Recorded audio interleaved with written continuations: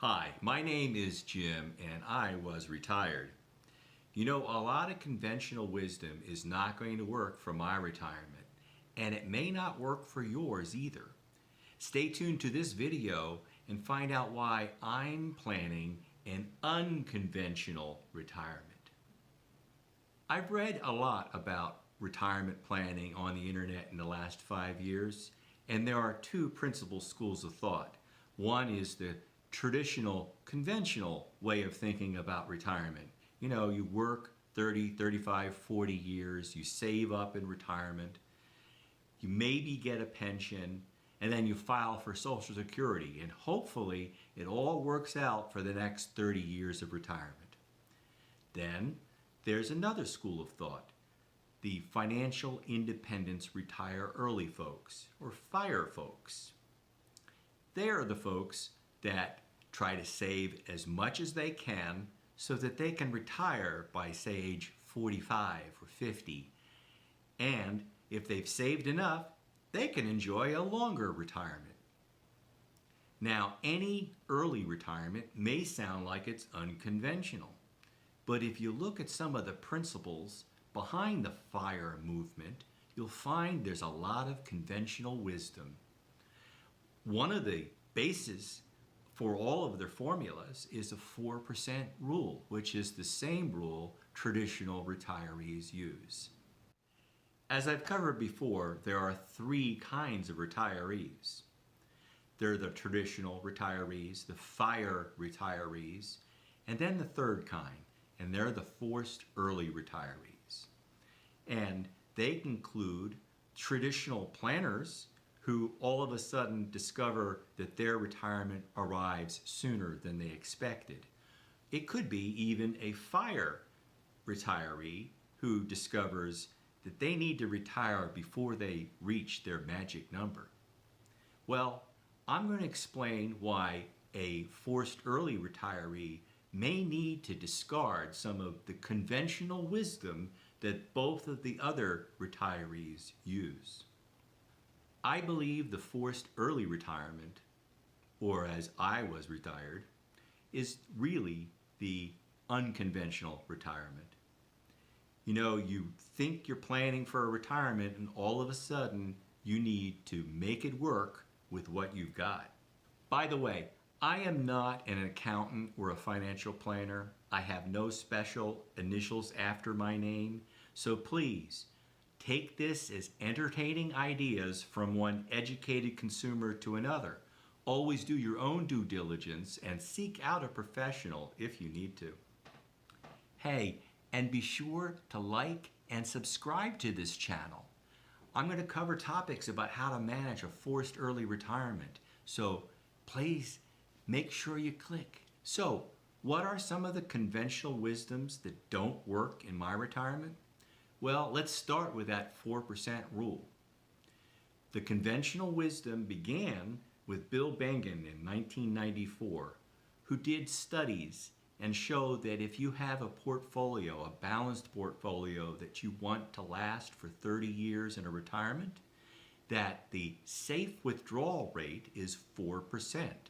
If you have $1 million portfolio, that means 4% would be $40,000. And you take that amount and then adjust it for inflation for each year after that, and that is the safe withdrawal rate. Bill Bengen later revised his work and said that the 4% is closer to 4.5% or maybe 5% given the low inflation rate. Yet Wade, F.I.R.E. and others did work that showed the true safe withdrawal rate is less than 3% given the low yields of bonds. And FIRE folks have to adjust their safe withdrawal rate down because their retirement might last 40 or 50 years.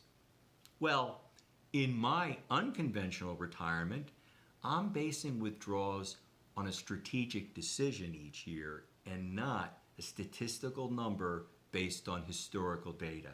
So safe withdrawal rates of 3, 4, 5% are not what I'm using to guide my retirement. You know, In my early retirement, before the age of 65 when a pension starts, or before my Social Security starts at 70, I'm deciding to take out more than 4% in my withdrawals. But I've already plotted out that my withdrawal rates after Social Security kicks in will be less than 3%. So, is that a safe withdrawal rate? I believe it is, and it's based on my look at my budget, how much I need to spend, and whether it will work. And that brings me to the second conventional wisdom that I'm not adopting in my retirement, and that is filing for benefits as soon as you retire. Well, I retired well before 65 when the full pension benefit starts, and I'm waiting for that. And although I'm already past 62, I did not file for Social Security as soon as it was available to me. Instead, most people calculate that it's better off waiting for your full retirement age of 66 or 67. But I've also calculated that my best decision is to wait to 70. And you can check out my video on that subject above. Another conventional wisdom is that you need to adjust your asset allocation at retirement to be more conservative. And that is the whole premise behind the target date funds. They seek to avoid the sequence of return risks by becoming very conservative around retirement time. Now, I began my retirement with a large cash cushion, as I've said, 3 years of expenses. It was on hand to help pay for colleges for my 2 children, and fortunately, I was retired just as I wrote that last tuition check. So since then, though, I've been using the formula 110 minus your age for your equity to guide my asset allocation to somewhere where it's now around 46-54. However, I've been concerned that that may be sacrificing too much market return, and therefore I've been moving it up to 50-50, especially as my guaranteed income sources of a pension and eventually a Social Security kick in. Now, how do I manage the sequence of return risks? Well, I'm using a bucket strategy. I have that 3 years of cash in my first bucket. It's there always to meet my expenses. And then in years 4 through 8, I have safe income producing assets. And in bucket 3, I have equities that I don't need to touch for the next 9 years. That all reduces the risk of needing to tap equity in a down market. Another conventional wisdom is that you should only keep about 6 months of expenses in cash and invest the rest. Well, clearly with my bucket strategy, I'm doing more than that. Now, some learned people say that the bucket strategy destroys wealth. See this article by Larry Swedroe. I'll put a link below. However, I know other experts like Christine Benz and Fritz Gilbert enjoy using the bucket strategy, and I find it works for me too.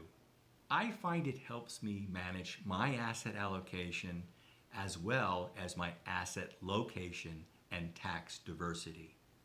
And it helps me sleep at night. Finally, conventional wisdom says that you should expect expenses in retirement to be about 70 to 90% of what you were spending in your career. And they base that conventional wisdom on the fact that you will no longer be commuting to work, dressing up for work, or saving for retirement. Well, I have found it a lot better to do a bottoms-up budget to show exactly what your expenses will be. And that's what I've done.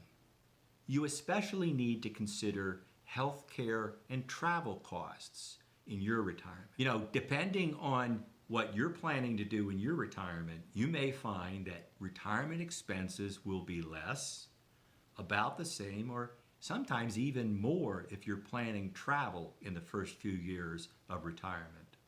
The goal is to use that bottoms up budget to decide how much you're going to spend in your retirement, and not a rule of thumb like 70 to 90% of what you used to spend. By the way, my expenses in the first 5 years of retirement are about half of what they were in the 5 years prior to retirement, and that's mostly because of those tuition checks. I will concentrate on ideas like these on this channel that I call I Was Retired. When that happened 5 years ago, I began this unconventional retirement, but I found out that I can manage it, and so can you.